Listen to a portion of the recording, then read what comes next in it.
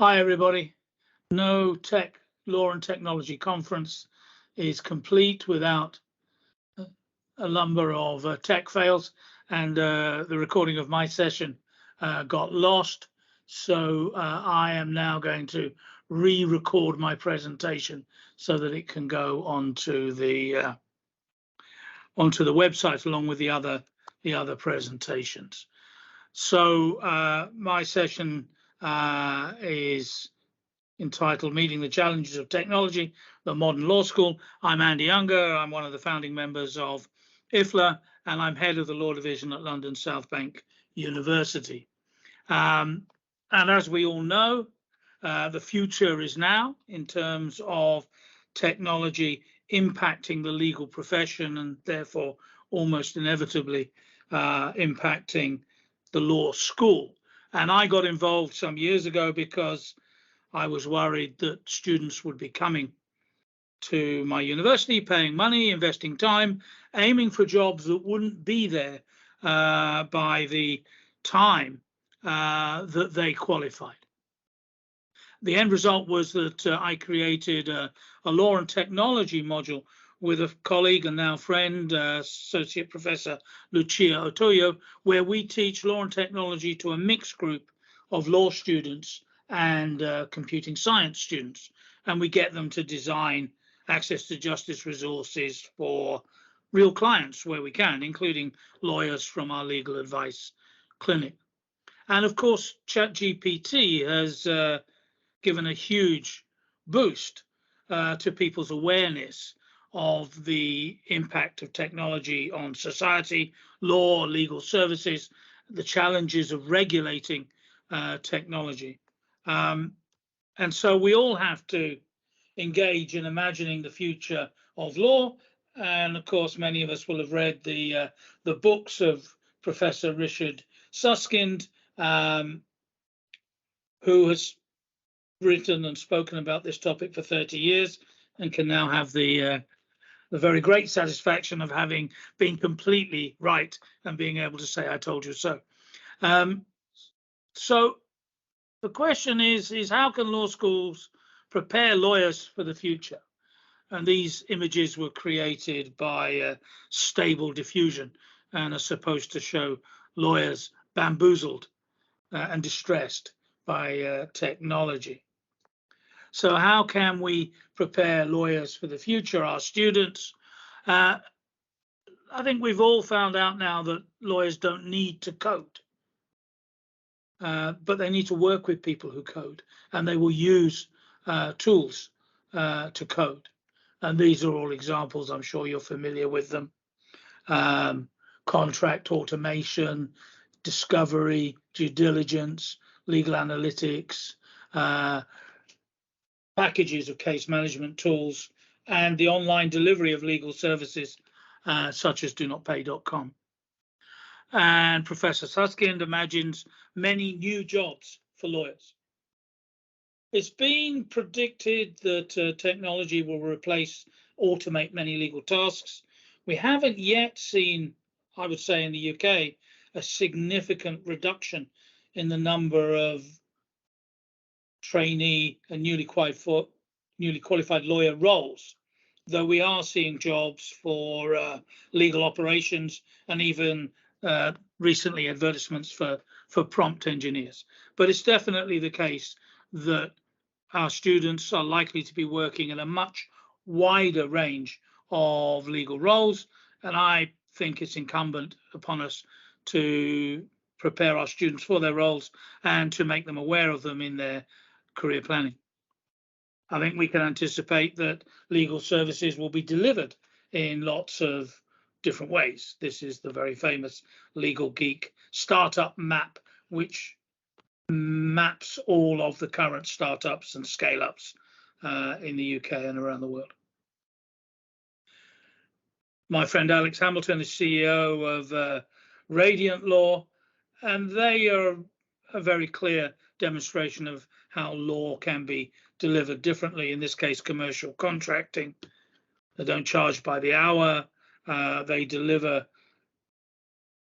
negotiate and deliver contracts much more quickly, than their conventional competitors, and their back office is in South Africa and more recently in the Caribbean. So some of the jobs are going to move from out of the first world into the developing world, I think, is one of the things that we can anticipate. So lots of change and challenges, but also the potential of better access to justice. This is Access Social Care.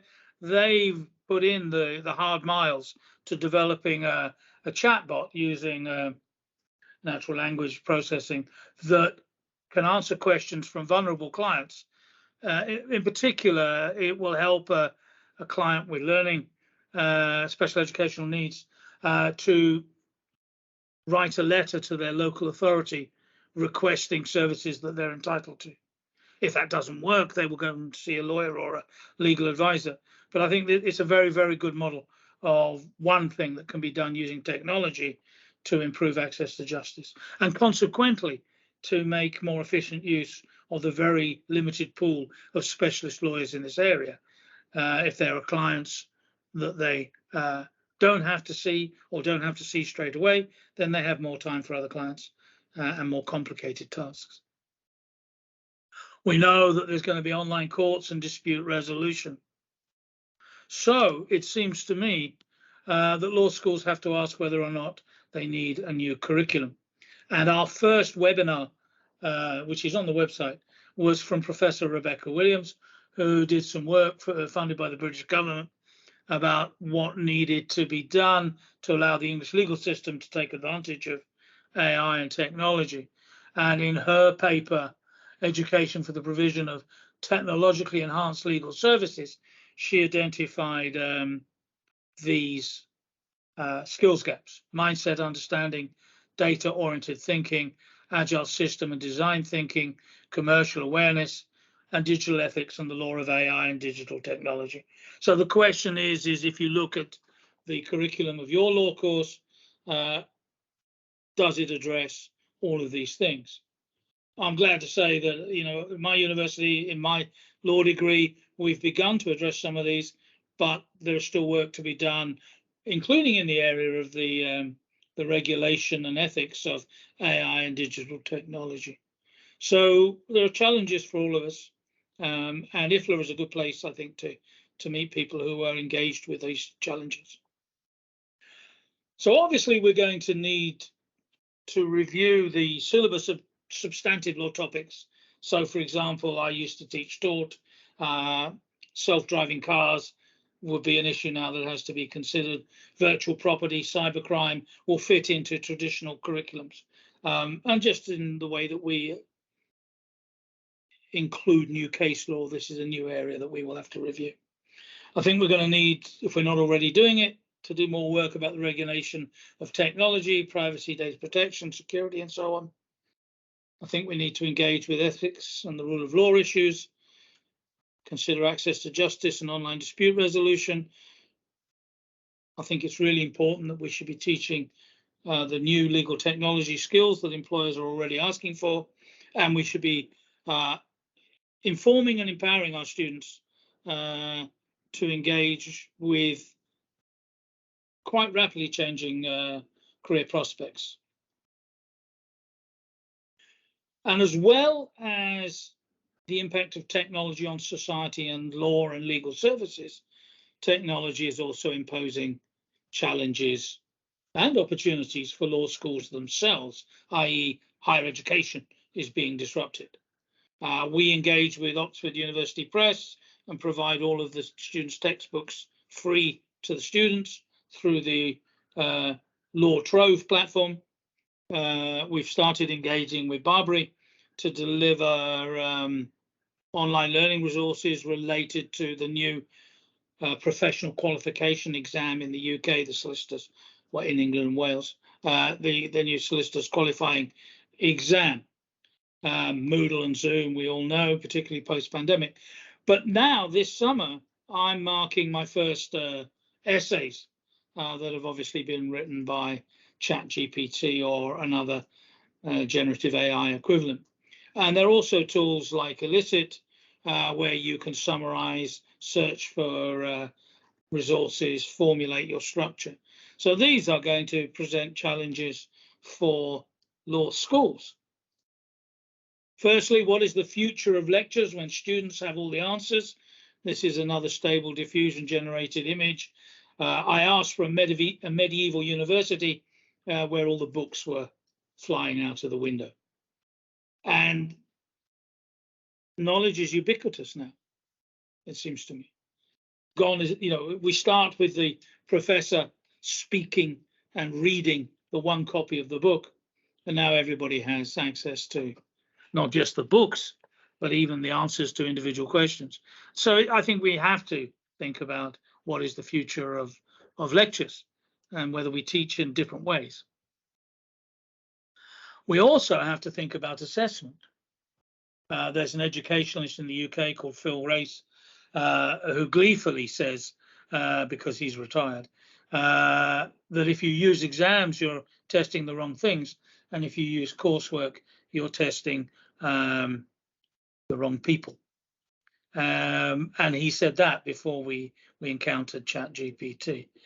So I'm minded to tell our students that we will mark them on the basis that they have used generative AI and reduce the marks that you can gain for knowledge and focus on the completeness and accuracy of the statement of relevant law rather than just rewarding broad statements of the law that everything the student can remember.